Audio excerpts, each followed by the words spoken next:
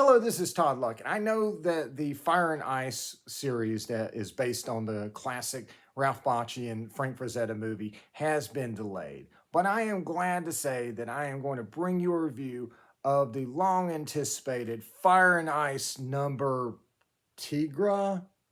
Okay, so this is not Fire and Ice number three. That is actually now scheduled for April. Yeah, I know. This is a one shot that they've put out in the meantime. And so this is available right now at your local comic shops and on Kindle. And this is just me speculating, but I suspect this special is basically just to kind of fill the hole in the shelf left by the delays between the issues. It is kind of interesting that it is not a Dark Wolf special and instead of a Teegra special.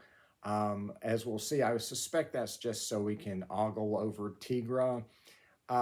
It is a oversized special. It is $5.99. And unfortunately, though, it is not a double-sized special. It is only 28 pages in length, which seems a little bit much for $6. For $6, I really do expect a double-sized 40-page story, but it is what it is. If it makes you feel any better, the cover is on this super thick cardstock, and of course the pages are nice and shiny on thick paper. So, I mean, it does at least feel more premium than a normal comic.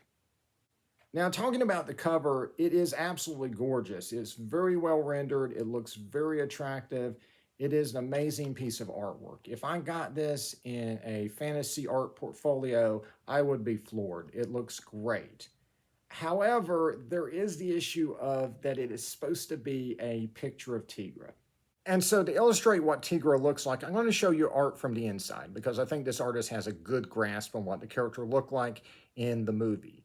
And so Teegra, unfortunately, wears an outfit that's not very identifiable, right? It is something that is hard to pick out of a lineup because it's so minimal and so generic. You just can't identify her from her clothing. She just looks like a chick in a bikini. What you can identify Teegra by is her facial features, the shape of her body, and her mannerisms. None of which appear on this cover. This does not look like Teegra at all. And if we're going to do a Fire and Ice Teegra one-shot, we ought to at least have something that looks like Teegra on the cover. This looks just like any other chick in a bikini. I can't pick this chick out of a lineup. And honestly, this is a light-hearted story.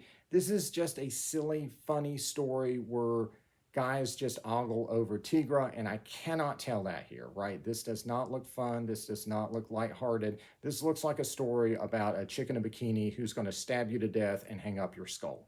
And that's not what this comic is about. So when I got this and opened it up, I was actually floored to see that the artwork actually reflected what the characters look like in the movie. I thought that this did a really good job of capturing that look. But there are issues, like for instance, in these jungle scenes, I appreciate what they're trying to do here by showing the shadows of the leaves on the characters, but it just comes out way too dark in print. And thankfully, there aren't many scenes like this, but unfortunately, the ones that are, it really does detract from the artwork in the print edition. The shadows aren't as dark in the Kindle edition, but they're still distracting.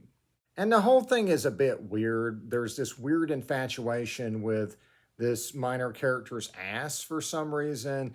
And at the beginning, Teegra starts by wearing this really weird dress. I mean, I don't get it. Everyone else is dressed like a barbarian and she's wearing this weird nightgown thing. But there is some good artwork in here, and I do think that that is the main draw for this particular special is just the interior artwork and the fact that even if the cover doesn't make any sense, that it looks nice.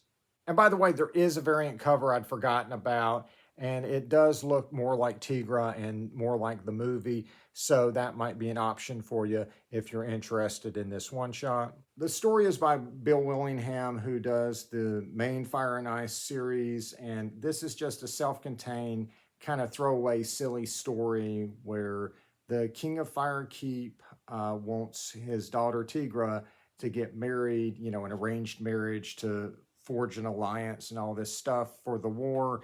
and Teegra doesn't want to do that. And so, of course, Teegra runs away. This is super cliched stuff, and it's supposed to be kind of light and humorous. The problem is, humor can be very subjective, and I just didn't find any of the jokes here funny. And the story just seemed kind of pointless and just something that I could have easily skipped and just not missed anything. And at the end of the day, it just feels like a silly story just to justify a girl in a bikini on the cover and opportunity to ogle over people's butts inside. And honestly, it feels like what people think of when they think of Dynamite Comics. This feels like what people who don't read DJ Thoris think a DJ Thoris comic is like. So this just really isn't my cup of tea, but it might be yours, right? Maybe you'll get the jokes. Maybe this sounds like fun to you. And if so, more power to you.